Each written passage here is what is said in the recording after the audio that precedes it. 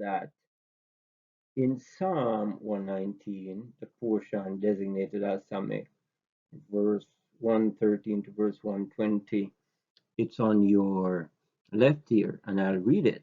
It says, I hate those who abhor iniquitous thought, but your Torah I love. You are my protection and my shield. I hope for your word. Go away from me, you evildoers, and I shall keep the commandments of my God.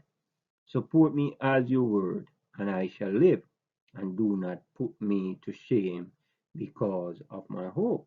Sustain me, and I shall be saved, and I shall constantly engage in your statutes. You trampled all who stray from your statutes, for their deceit is false. As dross, you cut off all wicked of the earth. Therefore I love your testimonies. My flesh bristles for fear of you, and I dread your judgments. I'm not going to read it in Hebrew. However, if you look at your right and look at all the letters that are in blue going from the top to bottom, you realize that the first letter is Samekh, Rashi's script. And each letter, first letter, is the same in each verse. And that's what I'm saying. If you were to go from Aleph to top, you realize that every stanza in the acrostic of Psalm 119 begins with the letter that is assigned to it. So if it's Aleph, each verse in Aleph begins with Aleph. And if it's Bet, each verse in Bet begins with Beth. So that's something for us to take note of.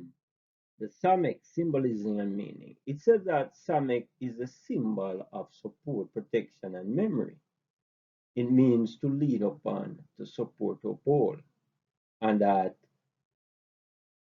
according to the topical encyclopedia, it said the shape of Samekh is circular. As you have seen, it can go back, which has led to interpretation of it symbolizing support, protection, and the idea of being surrounded or encompassed. This symbolism is often connected to the concept of God's eternal and encompassing support for his people.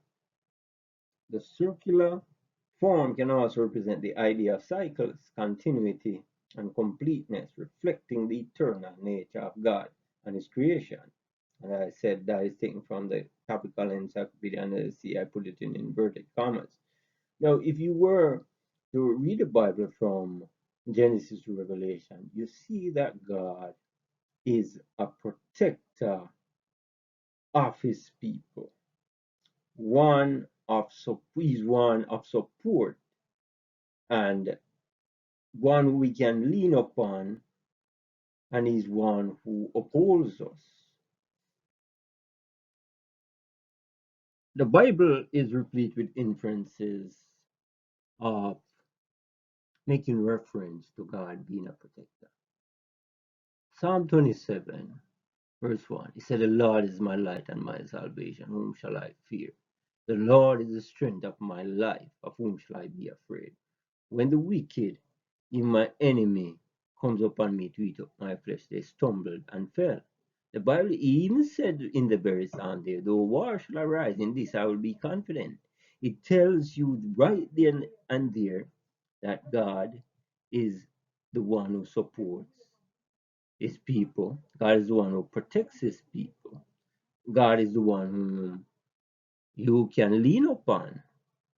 In Psalm 91, it says, he who dwelleth in the secret place of the Most High shall abide under the shadow of the Almighty. There we see protection. There we see support. There we see that one is upheld. It tells you that 1,000 shall fall at thy side, 10,000 at thy right hand. Only with thine eye shall thou see and behold the reward of the wicked. It tells you it shall not come nigh your dwelling. That's protection.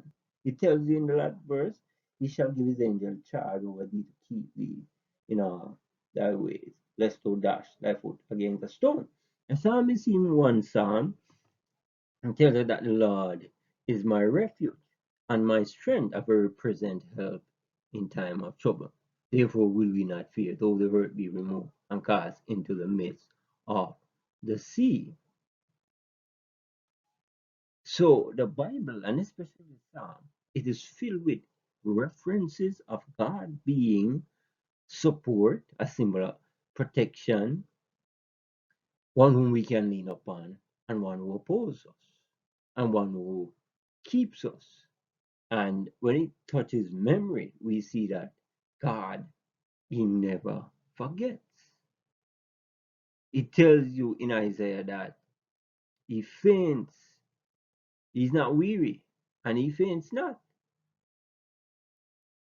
It tells you in Isaiah, put me in remembrance of my word. So God wants you to remind Him of His word, not that He forgets.